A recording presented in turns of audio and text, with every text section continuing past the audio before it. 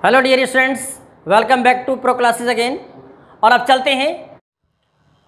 Hello dear students, हम आ गए हैं प्रीपोजिशन की पार्ट नंबर 14 की फर्स्ट स्लाइड पर आ गए हैं और हमें समझना है तीन अलग अलग प्रीपोजिशंस को, अक्रॉस, थ्रो, अलोंग।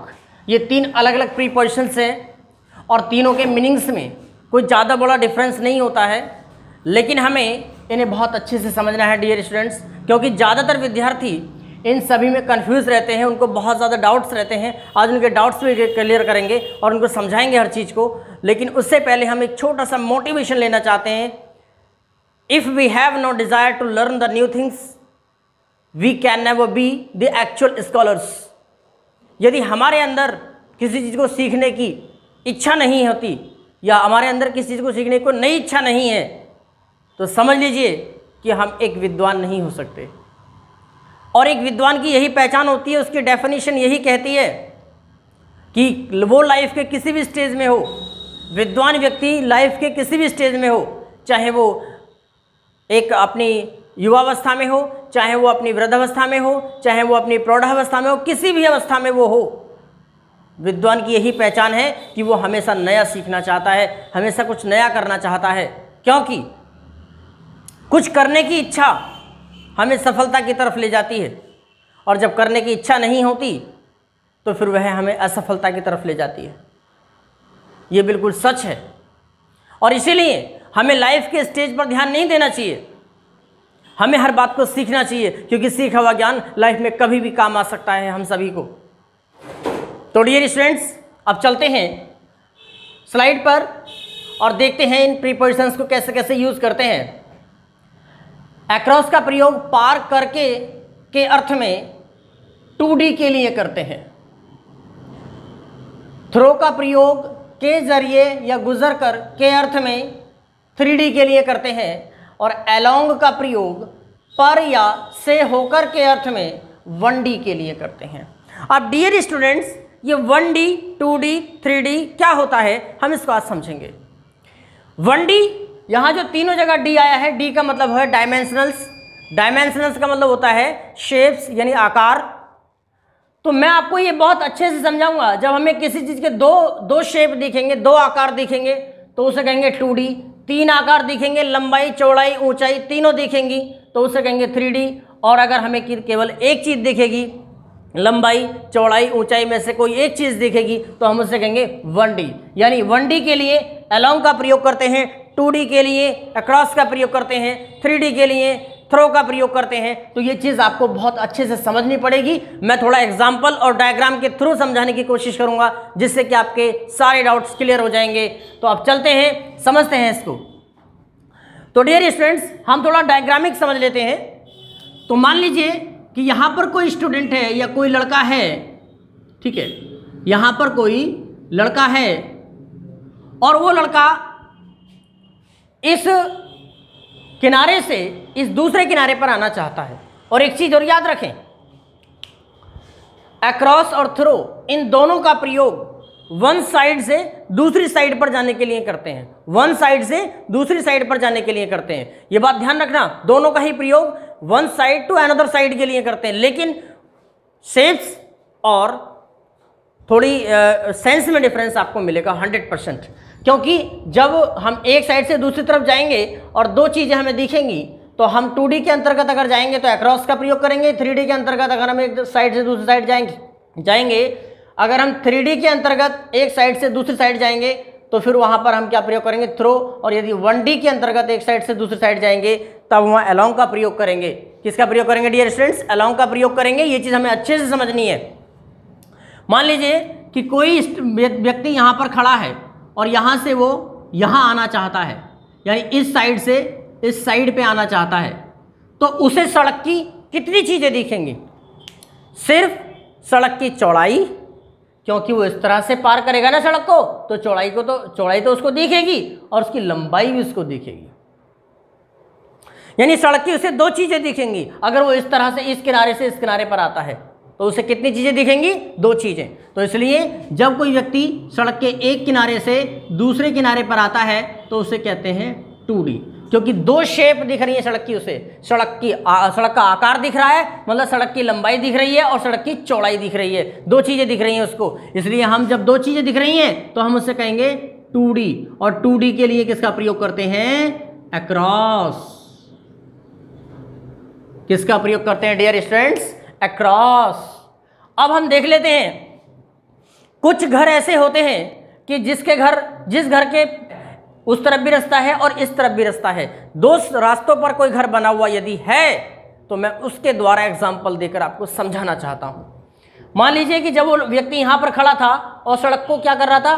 पार कर रहा था, तो फिर वो एक साइड से दूसरी साइड पर आने के लिए उसको दो चीजें दिख रही थी, सड़क की लंबाई और सड़क की चौड़ाई, तो उसे कहेंगे 2D। और 2D के लिए किसका प्रयोग हो रहा है? अक्रॉस का। अब वो सड़क के जब उस किनारे से इस किनारे पर आ गया, अब वो उस घर में प्रवेश करना चाहता है। बिल्कुल सड़क के किनारे पर एक घर है, इस घर के अंदर घर का एक दरवाजा इधर लगा है और एक दरवाजा इधर लगा है। तो इस दरवाजे पर जब वो से अंदर को प्रवेश करेगा, घर के अंदर को प्रवेश करेगा, तो घर का जो किनारा है वो ये है।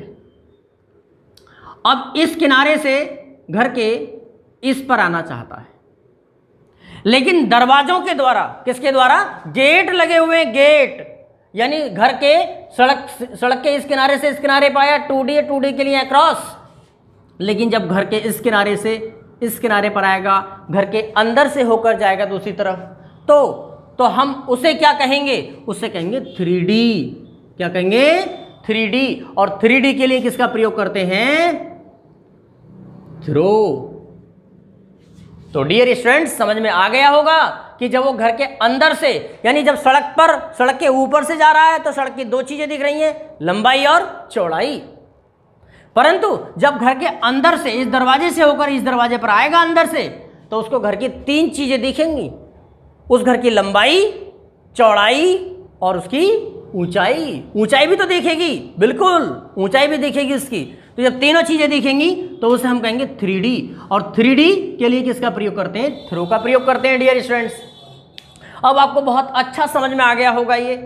अब हम देख रहे हैं कि जब उसने इस किनारे से इस किनारे पर था तो 2D था, जब घर को पार किया, घर में से होकर घर के जरिए इस रोड पे आ रहा है तो थ्रू हो गया, 3D हो गया। लेकिन फिर भी उस दूसरी तरफ एक रास्ता है और उस रास्ते पर से फिर उस रास्ते को भी वो इसी तरह से उसके एक किनारे से दूसरे किनारे पर जाना चाहता है, तो यहाँ पर भी क्या होगा? 2D होगा। और जब 2D होगा तो 2D के लिए क्या आएगा? अक्रॉस। ये बात आप बहुत अच्छी तरह समझ चुके हैं। जब भी हम एक किनारे से दूसरे किनारे पर जाएं और किसी चीज के ऊपर से होकर जाएं, जैसे रास्ते के ऊपर से होकर जा रहे हैं, तो हमें दो चीजें दिखती हैं, लंबाई और चौड़ाई। ठीक है, तो वहां 2D का सेंस आता है, 2 डायमेंशनल हो जाता है। और 2 डायमेंशनल का मतलब होता है दो आकार, दो शेप दिख रहे हैं हमें। तो जब दो शेप दिख रहे हैं, शेप्स दिख रहे हैं, तो वहां अक्रॉस आएगा।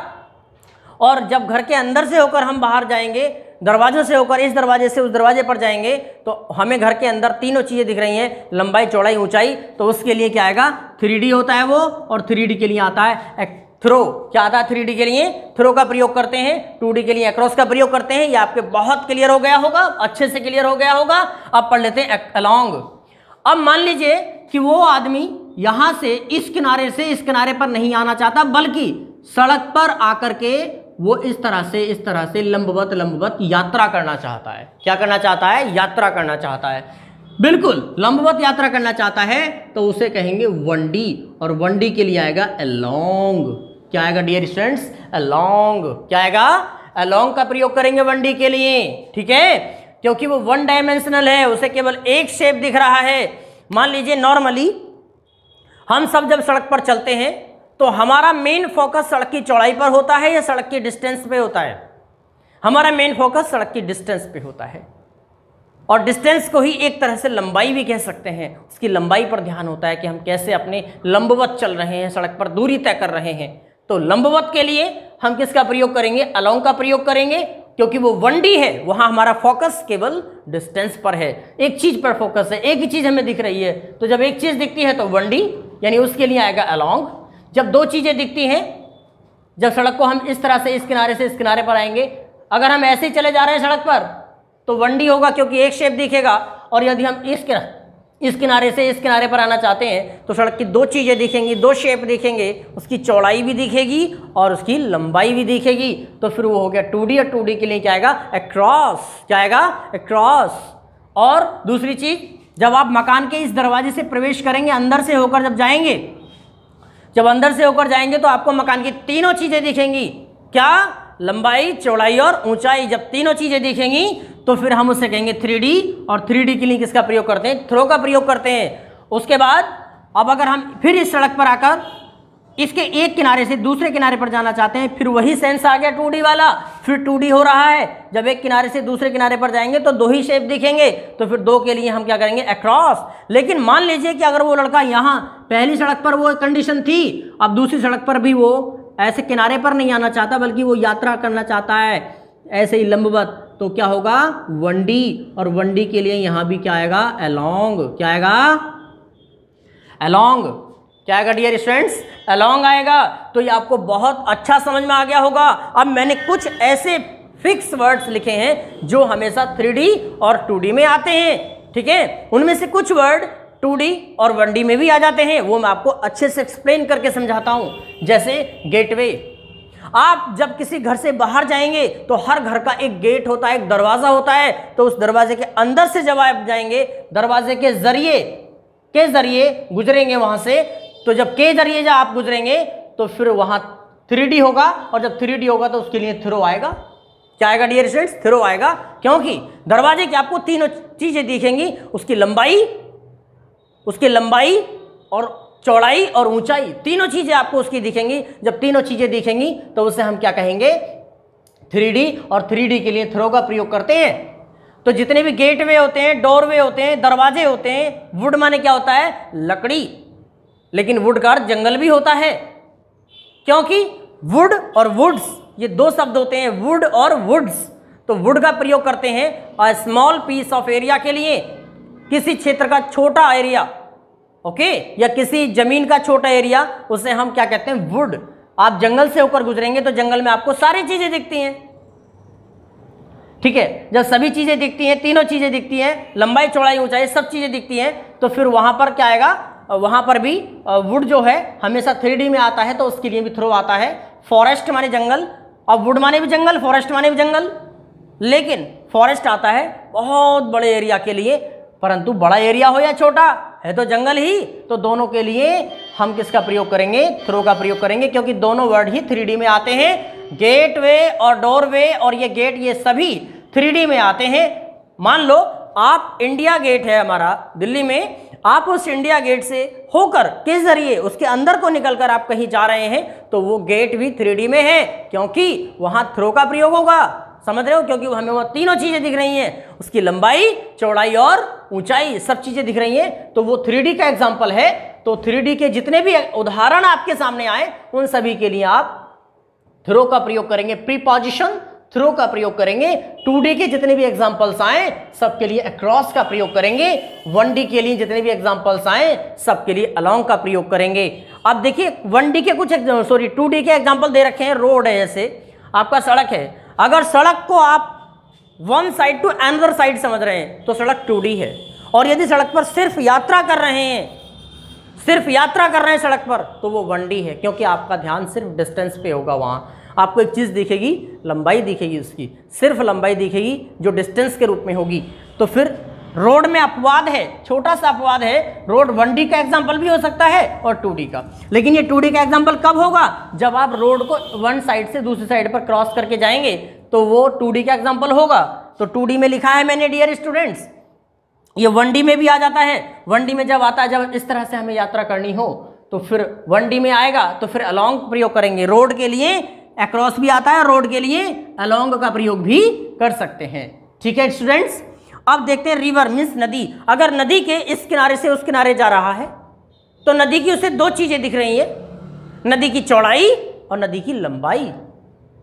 नदी की ऊंचाई नहीं दिखती ना, जब नहीं दिखती तो फिर नदी की दो चीजें दिख रही हैं। तो नदी क्या है, नदी 2D में है। अगर हम एक साइड से दूसरी साइड जा रहे हैं तो अब नदी किस में है, 2D में। और अगर आप नदी में लंबवत तैरते चले जा रहे हैं, ठीक है, समझ रहे हैं आप मेरी बात को, तो फिर नदी में अगर आप लंबवत तैरते चले जा रहे हैं तो वहां नदी 1D में आ जाती है। फिर अलोंग द रिवर आएगा अगर आप स्विमिंग कर रहे हैं, ठीक है। अगर नदी पार कर रहे हैं one side to another side के अनुसार तो फिर वहां पर आएगा अक्रॉस, ठीक है। तो रोड और रिवर ये दोनों 1D और 2D दोनों के एग्जाम्पल्स हैं, लेकिन हमें वाक्य के सेंस को देखकर समझना होगा कि ये 1D में दे रखे हैं या 2D में दे रखे हैं। ओके, आपको क्लियर है कि 1D के लिए अलोंग, 2D के लिए अक्रॉस, ये चीज आपको समझनी पड़ेगी डियर स्टूडेंट्स। अब जैसे फील्ड है, मान लीजिए क्रिकेट का फील्ड है, ओके, तो अब फील्ड है या ग्राउंड है या कोई पार्क है तो उनके लिए अक्रॉस आता है, थ्रो का प्रयोग नहीं करते हैं, क्योंकि उनके अपने एक किनारे होते हैं। फील्ड में भी एक तरफ से दूसरी तरफ जाना पड़ता है, ठीक है। और हमें उसकी दो ही चीज़ें दिखती हैं, फील्ड की लंबाई और चौड़ाई, ऊंचाई उसकी नहीं दिखती है। जब ऊंचाई नहीं दिखती, क्योंकि फील्ड यानी मैदान और आपके पार्क और जो ग्राउंड होते हैं, क्रिकेट ग्राउंड वगैरह या फुटबॉल ग्राउंड, ये हमेशा प्लेन होते हैं, यानी ये ऊंचे नीचे नहीं होते।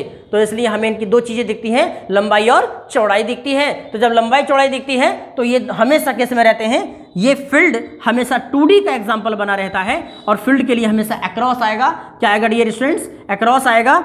और ये दोनों फील्ड हमेशा 2D में रहता है और रोड और रिवर 1D और 2D के एग्जाम्पल में भी हो सकते हैं। ये चीज हमें वाक्य के सेंस के अकॉर्डिंग समझनी पड़ेगी, ठीक है डियर स्टूडेंट्स। तो मैंने आपको बताया था 2D के लिए क्रॉस, 1D के लिए अलोंग, 3D के लिए थ्रो और 2D के लिए क्रॉस, 1D के लिए अलोंग। तो ये आपको बहुत अच्छा समझ में आया होगा। तो डियर स्टूडेंट्स, हम आ गए हैं प्रीपोजिशन के पार्ट नंबर 14 की सेकंड स्लाइड पर आ गए हैं और अब हमें एक प्रैक्टिस सेट, हमने छोटा सा प्रैक्टिस सेट लगाया है 5 क्वेश्चंस का और हम इसको अच्छे से क्लियर कर लेते हैं। There was a man who came out of house, एक आदमी था जो घर से बाहर आया, किसके द्वारा, डोरवे से, यानी डोर माने क्या होता है, दरवाज़ा, यानी दरवाजे वाले मार्ग से बाहर आया, ठीक है। तो आप ध्यान से समझिए, मैंने आपको फर्स्ट स्लाइड पे बताया था कि जितने भी वर्ल्ड के अंदर डोर होते हैं, गेट्स होते हैं, हाउसेज होते हैं, वो सब 3D के एग्जाम्पल में आते हैं। आप किसी दरवाजे के अंदर से होकर बाहर जब जाते हैं तो आपको दरवाजे की तीनों चीज़ें दिखती हैं, लंबाई, चौड़ाई, ऊंचाई। लेकिन जब किसी घर के अंदर से होकर बाहर जाते हैं तब भी आपको तीनों चीज़ें दिखती हैं। अब आपको ये बात ध्यान रखना पड़ेगा, बस आप कहीं से भी होकर जा रहे हो, किसी चीज़ से भी होकर जा रहे हो, जहाँ आपको तीनों चीज़ें दिख रही हो तो वहाँ 3D होगा, जहाँ दो चीज़ें दिख पा रही हो वहाँ 2D होगा, ओके, और जहाँ एक चीज़ दिख पा रही हो वो 1D होगा। वेरी सिंपल, बस इस बात को ध्यान में रखिए, आपको सारी चीज़ समझ में आ जाएंगी। D का मतलब डायमेंशनल्स यानी आकार, जब तीनों आकार दिखेंगे 3D, 2 दिखेंगे 2D और एक दिखेगा 1D, ये आपको ध्यान रखना है डियर स्टूडेंट्स। अब ये डोरवे 3D का एग्जाम्पल है तो इसमें आएगा through. Very simple to understand, बहुत आसान है इसको समझना, ठीक है। अब चलते हैं क्वेश्चन नंबर 2 पर। अ ट्री, एक पेड़ फैल में से गिर गया, कहाँ, रेलवे लाइन पर। अब वो रेलवे लाइन पर गिरा है लेकिन हमें नहीं पता, यहां तक हमें नहीं पता कि वो कैसे गिरा है, ठीक है। वो रेलवे लाइन पर लंबा लंबा गिरा है या one side to another side में गिरा है, इस तरह से। लेकिन इससे आगे को सेंटेंस पढ़िए आप, क्या कह रहा है, दैट कॉज्ड द एक्सीडेंट, यानी रेलवे लाइन के ऊपर इस तरह से गिरा है पेड़ कि वो इधर से उधर, यानी वन साइड से लाइन की एक तरफ से दूसरी तरफ पेड़ जा रहा है, तो फिर वहाँ पर 2D हो गया। जब पेड़ उसके ऊपर गिरा है रेलवे लाइन के ऊपर तो हमें देख रहा है, उसकी दो चीज़ें दिख रही हैं रेलवे लाइन की, लंबाई और चौड़ाई, दो चीज़ें दिख रही हैं। तो 2D का एग्जाम्पल है ये। जब 2D का एग्जाम्पल है तो क्या आएगा, across. Very easy to understand, क्योंकि कॉन्सेप्ट क्लियर हो गया ना, तो इसलिए बहुत अच्छा समझ में आ रहा है, बहुत अच्छा समझ में आ रहा है आपको, ठीक है।